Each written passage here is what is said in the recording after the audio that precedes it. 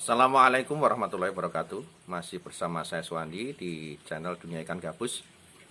Kesempatan hari ini kita masih ingin menjawab pertanyaan seputar budidaya ikan gabus. Jadi terus ikuti channel Dunia Ikan Gabus karena di sini akan membahas masalah budidaya ikan gabus. Bagi teman-teman yang mau tanya bisa langsung chat di 0816658779 ya. Saya ulangi di 0816658779. Ya, dan yang belum dijawab sabar ya, nanti pasti semuanya saya jawab. Ya, langsung saja ke pertanyaan pertama dari Bapak Pardianto. Ini yang ada di Cilacap. Pak Suwandi, akhir ini bibit ikan gabus saya banyak yang mati. Ya, setiap saya dapat dari tangkapan alam, saya taruh di kolam, tidak selang 3 hari mati. Besok saya cari lagi, dapat lagi, tidak sering dari 4 hari mati. Jadi sampai sekarang sudah hampir 6 peranakan yang saya dapatkan dari alam, tetapi tidak ada yang hidup. Kolam menggunakan kolam semen di tempat terbuka sesuai arahan Pak Suwandi, tetapi kok belum juga berhasil. Mohon pencerahannya Pak Suwandi, terima kasih. Jadi kalau sekarang dalam kondisi seperti sekarang ini Pak, apalagi Bapak mengambil benih dari alam ya, Bapak mengambil benih tangkapan dari alam. Antara suhu di kolam tanah dengan di kolam beton itu pasti berbeda ya. Jadi bisa lebih hangat di kolam tanah pada saat malam hari ya, dan lebih dingin di kolam beton pada saat malam hari juga. Makanya di kolam tanah jarang ada benih ikan gabus yang mati saat dibudidayakan yang menggunakan kolam tanah. Jadi resiko di kolam tanah itu lebih kecil dibanding kolam beton ataupun kolam terpal. Permasalahan di kolam tanah juga sangat sedikit ya, terkait dengan masalah suhu tadi. Nah, langkah yang harus Bapak lakukan agar benih larva dari kolam tanah itu mau hidup, ya Bapak harus menghangatkan suhu di kolam. Ya, kalau mau pakai heater juga boleh pakai heater. Kalau nggak usah pakai heater, cara yang paling mudah adalah kolam Bapak disungkup Pak. Kolam semen itu disungkup, sungkup itu dipasangi tutup seperti greenhouse gitu, pakai plastik UV. Ya, ditutup pakai plastik UV, dikurukup, nah wong Jawa bilang. Ya, dikurukup itu ditutup semuanya tanpa ada hanya pintu saja, pintu untuk buka tutup saja. Ya, buka tutup pun bisa ditutup lagi. Nah, disungkup seperti itu, mudah-mudahan nanti benihnya bisa hidup dengan baik. Ya. Nah, sungkup itu jangan pernah dibuka. Ya, kalau mau buka ya pas kasih makan saja. Ya pas kasih makan saja dibuka gitu, masukkan pakan, tutup lagi. Biasanya permasalahan itu bisa diatasi dengan cara seperti itu. Khusus untuk teman-teman yang mau main di pembenihan, dengan cara seperti itu biasanya tingkat kehidupannya sangat tinggi sekali. Apalagi pada musim-musim saat sekarang ini. Ya, dimana pada saat malam hari ya, suhunya sangat dingin ya, berpengaruh kepada suhu yang ada di air kolam. Ya, Pak silakan nanti dicoba, mudah-mudahan berhasil. Disungkup dengan plastik UV Pak. Ya, usahakan disungkupnya kolamnya di tempat yang kalau siang kepanasan.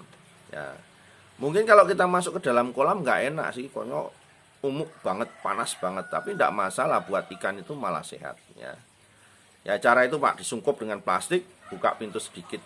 Ya, usahakan rapat sungkupnya, tetapi untuk pintu kan biasanya nggak rapat sedikit nggak apa-apa. Ya. Oke Pak, silahkan nanti dicoba Pak, mudah-mudahan nanti bisa berhasil. Pertanyaan berikutnya, ya ini saya jawab komentar yang ada di 419 ya, dari Dwi Wangga Dwi.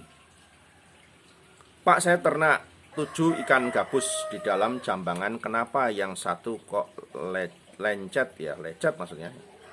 Ikan dapat dari waduk dekat rumah Pak, please infonya Pak. Jadi kalau naruh ikan di di Jambangan ya kan. Jambangan setahu saya kan cuma sempit ya, jadi pengaron gitu ya kalau orang Jawa bilang, kayak gentong gitu ya, itu kan kurang luas. Jadi kalau mau naruh ikan gabus ya di kolam ya paling tidak 1x1 dengan untuk 7 ekor ikan ya. Kalau Jambangan ya kurang luas. Kemudian posisi ikan kan katanya ikan dari waduk ya. Kalau waduk ya dijinakkan dulu seperti video-video sebelumnya.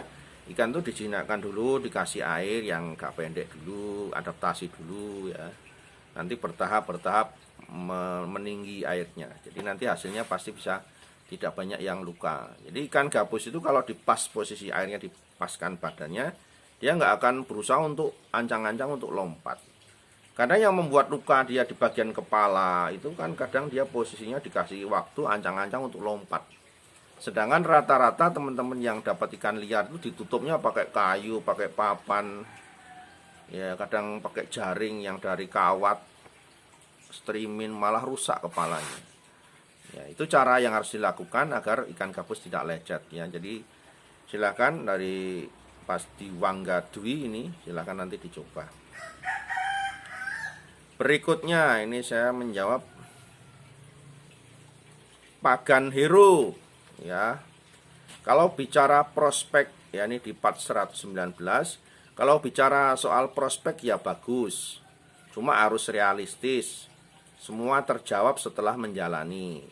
Soal teori pasti mudah, soal harapan pasti tinggi, dan semua terjawab setelah menjalani prakteknya. Wah, ini bahasanya puitis sekali ini ya. Cuma yang perlu saya sampaikan gini, yang saya bicarakan di sini, yang saya sampaikan pada pemirsa sekalian ini adalah hasil pengalaman saya selama kurang lebih 12 tahun. Hidup saya dari ikan gabus, keseharian saya ngurusi ikan gabus. Ya, tidak berpaling kepada usaha yang lain. Pagi, siang, sore, bahkan sampai pagi lagi ngurusi ikan gabus. Jadi yang kita sampaikan ini adalah realistis di lapangan ya. Tidak ada yang dibumbui intrik memudahkan atau menyulitkan, tidak. Jadi apa adanya seperti ini yang kita sampaikan. Tinggal kepada teman-teman pemirsa mau melakukan atau tidak. Tentunya di dalam sebuah usaha pasti ada permasalahan. Nggak mungkin semua usaha itu bisa berjalan dengan baik, lancar, tanpa sebuah pengorbanan atau sebuah perjuangan. Tapi yakinlah pada saat kita menjalani sebuah usaha, kemudian kita mau serius, fokus di situ, pasti ada jalan keluar untuk mengatasi semua permasalahan.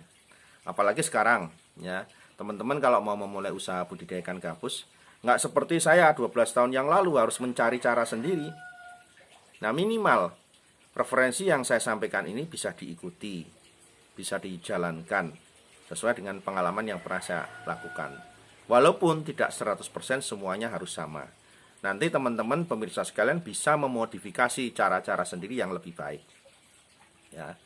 Jadi di sini yang disampaikan kepada Bapak tadi masukannya terima kasih.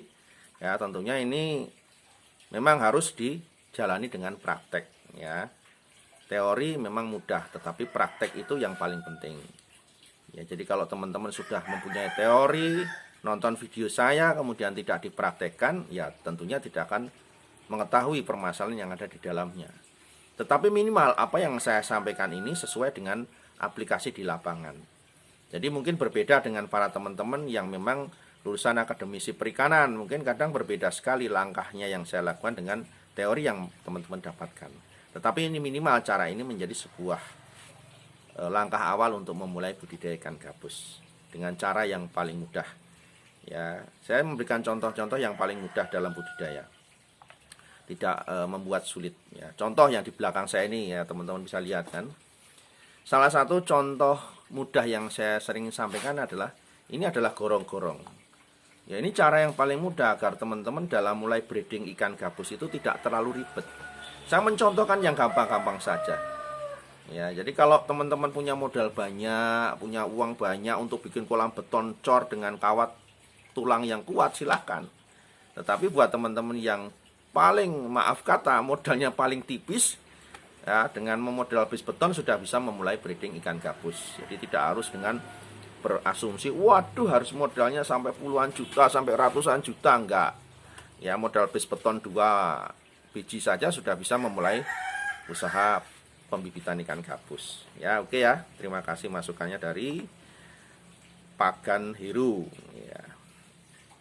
Ya, berikutnya saya masih menjawab komentar dari Safari Riri. Ya, Safari Riri. Pak Suwandi minta tolong untuk tips pemberian pakan gabus dengan daging sampai panen 6 bulan.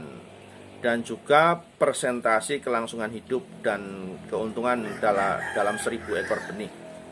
Karena di Banjarmasin gabus per kilo isi 5 ekor cuma 35.000, bahkan di petani cuma 25.000 yang isi 5. Tapi kalau yang per kilo isi 2 atau 1 ekor harganya bisa mencapai 70.000 sampai 100.000.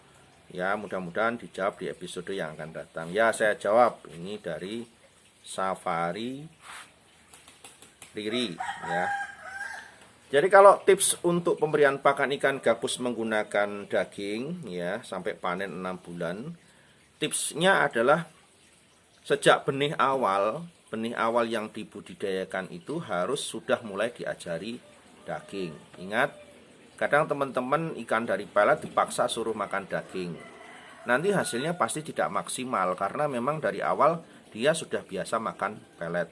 Kalaupun toh bisa, tetap hasilnya kurang maksimal karena ikan gabus itu tergantung empunya saat awal benih. Tergantung kebiasaan, ya diajari sejak masih bibit.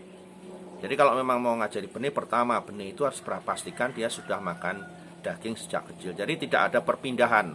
Tidak ada perpindahan dari pelet kok ke daging, itu tidak langsung dari netes daging terus ya, seperti itu. Kemudian untuk pemberian pakan, usahakan pemberian pakan secara rutin ya, 1 hari 1 kali sampai kenyang ya. Itu saja tipsnya. Nggak ada tips yang lain yang lebih bagus. Kalau untuk pakan daging sangat mudah kalau untuk yang pakan daging ya. Oke, semoga cara ini bisa bermanfaat, bisa dipraktekkan dalam aplikasi sehingga nanti mendapatkan hasil yang bagus. Kemudian masalah harga itu bervariatif sih, di tiap kota beda-beda. Hanya saja yakinlah tangkapan alam itu kalau di sini harganya lebih murah daripada budidaya. Kenapa? Hasil tangkapan alam itu pertama tidak pasti. Ya, kalaupun untuk orang yang mau buka resto atau mau menggunakan jasa kuliner untuk dimakan, dia tetap akan mengharapkan yang budidaya, manakala budidaya itu sudah banyak. Tetapi kalau untuk yang tangkapan alam, pertama dari sisi kualitas ikannya juga besar kecil ya, dari size-nya juga besar kecil tidak bisa diharapkan. Kemudian keberadaannya juga tidak bisa dipastikan. Ya, tentunya orang yang mempunyai membangun usaha yang berkaitan dengan ikan gabus yang mengharapkan pasokan rutin dengan size ukuran yang rata-rata hampir sama, dia akan memilih ikan gabus yang budidaya karena dari kontinuitasnya bisa diharapkan, kemudian dari ukurannya bisa dipastikan. Kalau masalah harga nggak usah khawatir. Saya yakin nanti seiring pertumbuhan waktu, perjalanan waktu ya, itu pasti akan tergeser oleh ikan gabus budidaya karena di alam orang berburu makin banyak dan makin lama makin habis. Seperti di sini saja, tempat saya di sini ikan gabus tangkapan alam sudah mulai sulit sekali didapatkan, lebih banyak ke ikan gabus budidaya. Saya tidak pernah sampai stok banyak, nggak pernah sampai numpuk-numpuk barang, ikan itu selalu habis saja, nggak pernah ada. Bahkan belum panen saja ikan sudah habis. Ya, jadi itu tips, mudah-mudahan nanti bisa dipraktikkan, diaplikasikan di daerah masing-masing ya. Tetap pantang terus channel Dunia Ikan Gabus, jangan kemana-mana. Salam sukses untuk teman-teman semua dalam budidaya ikan gabus dan salam hangat dari saya Suwandi. Assalamualaikum warahmatullahi wabarakatuh.